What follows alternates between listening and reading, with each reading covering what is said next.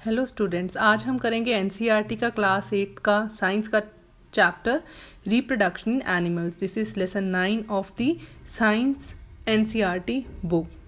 So let's start the chapter reproduction in animals. Summary notes. So first of all, what is reproduction? So reproduction is necessary for the continuation of the species. कि reproduction के बगैर species जो है वो continue नहीं हो सकती. Modes of reproduction अगर हम बात करें तो दो होते हैं, sexual and asexual. So let's talk about the sexual reproduction. Plants और एनिमल्स जो हैं वो सेक्सुअली रिप्रोड्यूस करते हैं. उनमें मेल्स और फीमेल्स के डिफरेंट रिप्रोडक्टिव पार्ट्स होते हैं या ऑर्गन्स होते हैं. रिप्रोडक्टिव ऑर्गन्स जो एनिमल्स के होते हैं वो गैमीट्स प्रोड्यूस करते हैं. जो गैमीट्स हैं वो फ्यूज़ करते हैं और जाइगोट बनता है. जाइगोट फिर न्यू इंडिविजुअल में बनता है, कन्वर्ट हो जाता है. So this type of reproduction where fusion of male and female gamete occurs to produce the zygote is called sexual reproduction. तो जहाँ पर मेल और फीमेल गैमीट्स फ्यूज़ करके जाइगोट बनाते हैं उसको हम सेक्सुअल रिप्रोडक्शन कहते हैं. Male reproductive organs in humans, तो ये किसके बने हुए हैं? First, it has pair of testis, 2 sperm ducts and a penis. So testis का काम होता है to produce the male gametes which are known as sperms. And testis जो है वो मिलियंस ऑफ स्पर्म्स प्रोड्यूस करता है. A sperm in single cell of is a single cell of very small size and has a head, middle piece and a tail. तो अगर हम sperms के part देखें तो 3 पार्ट हैं उसके, बहुत स्मॉल साइज़ का है, हेड और मिडल पीस और टेल, ये 3 पार्ट हैं उसके. फीमेल रिप्रोडक्टिव सिस्टम में पेयर ऑफ ओवरीज, ओविडक्ट्स या फिलोपियन ट्यूब्स और यूट्रस इनका बना होता है. तो पेयर ऑफ ओवरीज जो उनका काम क्या है? एक लेफ्ट ओवरी है, एक राइट ओवरी. इनका काम है to produce the female gamete that is egg और दी ओवा. ह्यूमन बींग्स में सिंगल मेच्योर्ड एग जो होता है that is release in the oviduct या फिलोपियन ट्यूब में एवरी मंथ, एक ही रिलीज होता है. यूट्रस जो है वो पार्ट है रिप्रोडक्टिव ऑर्गन का जहाँ पर बेबी का डेवलपमेंट होता है. गैमीट्स के मेच्योर होने के बाद नेक्स्ट स्टेप होता है फर्टिलाइजेशन. तो फर्टिलाइजेशन में इन गैमीट्स का फ्यूजन होता है, यानी मेल एंड फीमेल गैमीट्स जो होते हैं स्पर्म्स एंड ओवम वो फ्यूज़ होते हैं, उसको हम फर्टिलाइजेशन बोलते हैं. When sperm comes in contact with egg, one sperm may fuse with the egg. Only one sperm is allowed to fuse with the egg. And fusion जो sperm और egg का होता है उसी को हम fertilization बोलते हैं. fertilization process के दौरान sperm और egg जो होते हैं वो single nucleus या फिर zygote बनाते हैं और zygote फिर बाद में individual बनाता है. Types of fertilization. तो अगर ये बॉडी के अंदर हो रही है फर्टिलाइजेशन प्रोसेस यानी fusion of gametes, then it will be known as internal fertilisation, जिसे ह्यूमन बींग्स, काउज, हेंस और डॉग्स में होती है. और एक्सटर्नल फर्टिलाइजेशन होता है बॉडी के बाहर एग्जिस्ट करना. तो उसमें फीमेल जो है हंड्रेड्स ऑफ एग्स जो वाटर में देते हैं और इन एग्स के ऊपर मेल्स जो होते हैं डिपॉजिट करते हैं अपने sperms, like fishes, star fishes, frogs में ये एक्सटर्नल फर्टिलाइजेशन होती है. तो फर्टिलाइजेशन जो है इंटरनल एंड एक्सटर्नल फर्टिलाइजेशन में डिवाइड होती है. Next comes the test tube babies. So doctors collect the freshly released eggs and sperms of the persons who are incapable of producing the babies. तो जिनके बच्चे नहीं हो पाते उनके लिए एग्स और स्पर्म्स को कलेक्ट कर लिया जाता है और उनको फिर टेस्ट ट्यूब में फर्टिलाइजेशन करवाया जाता है. इस तरह की फर्टिलाइजेशन को हम बोलते हैं इन विट्रो, यानी कि outside the body in the test tube.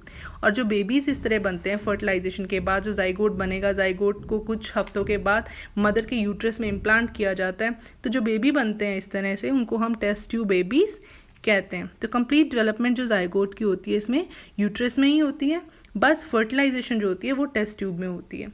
So babies born through this technique is are called test tube babies. Next is growth of the zygote.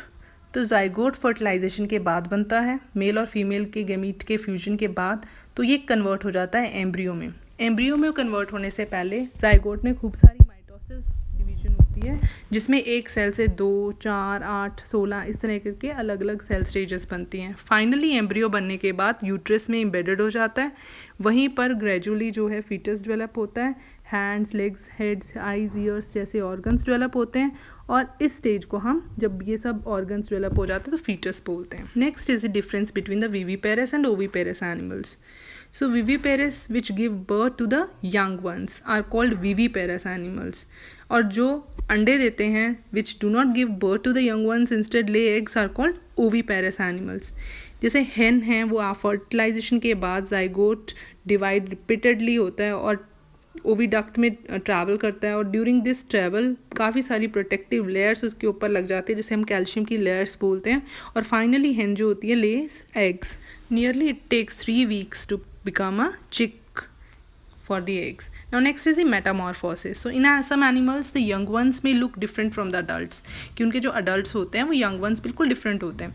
For example जैसे silkworm का हम life cycle देखते हैं तो वो egg, फिर larva of caterpillar, pupa, adult, so all the stages they are different. इसी तरह frog का अगर देखते हैं तो egg, फिर larva और the tadpole और adult, यानी इनके जो बच्चे tadpole होते हैं वो बिल्कुल ही different होते हैं. उनकी habitat, उनका रहन सहन, उनकी body structure भी डिफरेंट होता है, इसीलिए उनको इस प्रोसेस को हम बोलते हैं मेटामॉर्फोसिस, क्योंकि उनकी बॉडी में ड्रास्टिक चेंजेस होते हैं जब उन्होंने अडल्ट में कन्वर्ट होना है.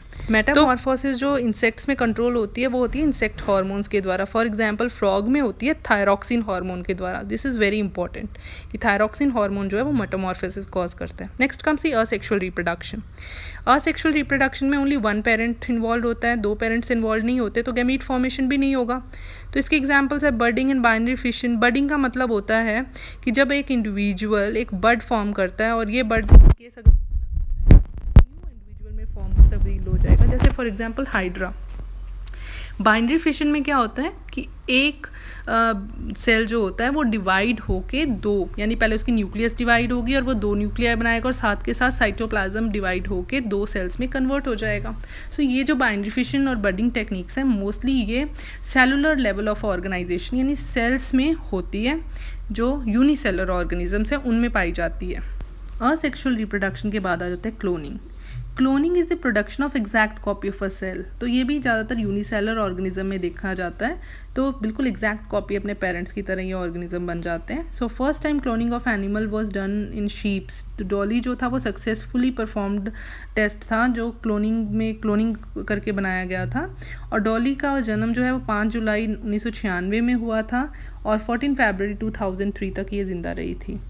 So a cell was collected from the mammary gland of the female dorset sheep, or egg was collected from the Scottish blackface ewe, and the nucleus was of mammary gland cell was inserted into the egg of the Scottish blackface ewe, and the egg thus formed was introduced into the Scottish blackface ewe. तो इस तरह से डॉली का जन्म हुआ था. तो it was exactly like the parents.